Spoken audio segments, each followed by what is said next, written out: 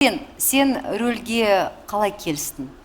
Жоқ, ой болды енді бізде бәрібір санат баста 2-3 ай бұрын осындай ой бар деді. Енді біз уақытқа қараймыз ғой. Уақыт келіп жатса, театрдан босап жатсақ, сценарий жаңа қызық болып жатса, маған персонаждың өзі қызық болып жатса, онда жұмыс істеуге болады деп. Мен енді бірден көрінген нәрсеге келісе алмаймын. Мен өте көп ойланамын, өзі висы болғандықтан шығар.